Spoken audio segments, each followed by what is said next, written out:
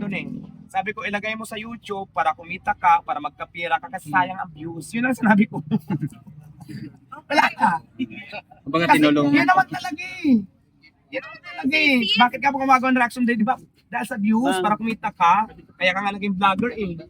Ilagay mo sa YouTube para kumita ka talaga, para magkapira ka, may pangkain ka, may pangkain pa yung mga kung ano man sino man ang umaasa sa'yo. Ganun lang naman eh. Pero hindi ka affected sa mga No, hindi ako affected. Sabi ko nga, as long as na wala akong ginagawang sama, hindi ako namimirosyo, nakakatulong pa ako, walang basihan para intindihin ko silang lahat ng mga basher. correct. Hindi ako nabubuhay dyan.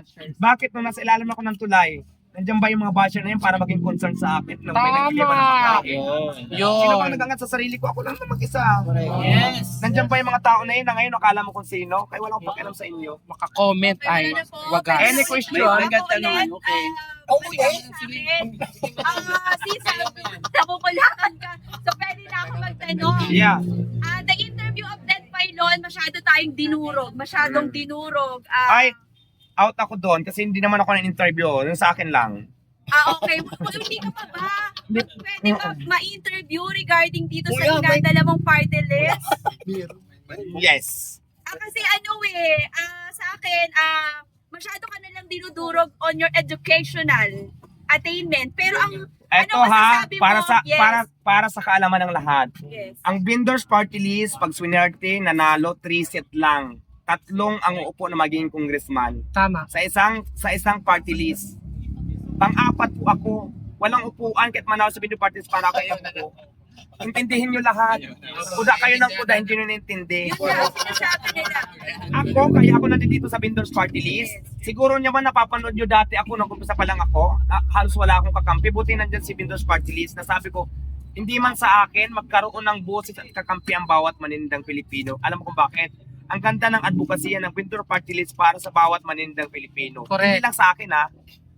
Kaya ako sumama sa kanila dahil alam kong matutulungan ang lahat ng manindang Pilipino para sa kanila. So, on that note na sinasabi mo, are you ready na hindi ka maupo?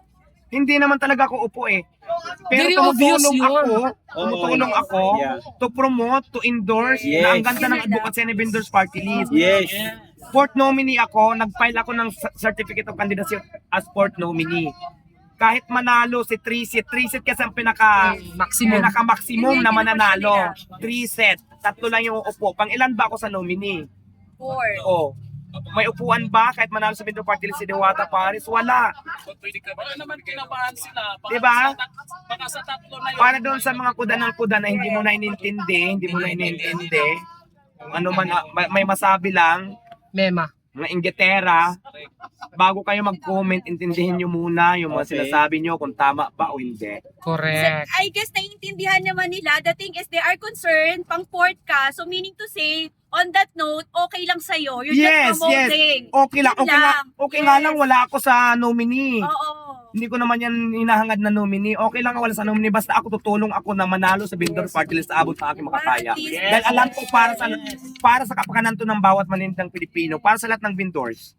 Ganito kasi ang sinasabi nila. Okay. Dahil fourth nominee ka, baka raw ginagamit ka. Ay, Ano masasabi doon? hindi naman ako bata para magpagamit. Alam na natin ang tama't mali. Ilang taon na ba tayo ngayon? Alam natin kung ginagamit tayo o hindi tayo mismo makaramdam yan. So, Diba? nandito ka to make it clear just to support the advocacy Yes! of the vendors. May tama ka! Ganun lang para let's just educate those bashers Yes. na masyado kanilang hinahabak for your Ano educational yan? attainment. Mga gitira Yes. lang yan. Kasi, imagine mo yung mga nag-negative comment, tininan ko yung mga profile mo, hindi naman successful sa buhay. Diyos ko.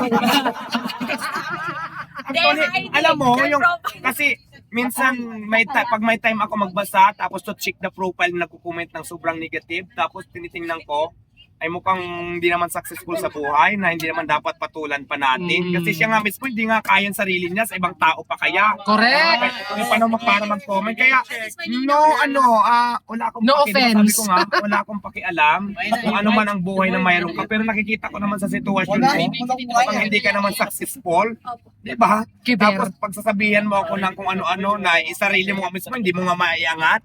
Diba? So yun lang yun. Kaya walang panahon para patulang ko sila. So walang gamitan. Wala. You're just supporting this, the advocacy Sinabi of ko na yan sa interview ko nung nag-file ako ng COC of Certificate of Candidacy sa Comelec na ako mismo ang nag-volunteer na para tumulong to support vendors kasi ang ganda ng advokasya nila para sa bawat manindang Pilipino. Hindi lang sa Pasay, sa buong Pilipinas. National kasi ang Vendors Party List. If I read this paradigm, actually they shaken already eh. Mm. Sa lahat ng party list right now, nabulaga sila because Diwata is running. Yes, at saka first time kasi na magkaroon ng representative ang Vendors Party List. First time. Mas maganda naman yon kasi nga may kakampi na ang bawat manindang. May buses na sila, may buses na kami. Kumbaga mayroon na kaming malalapitan.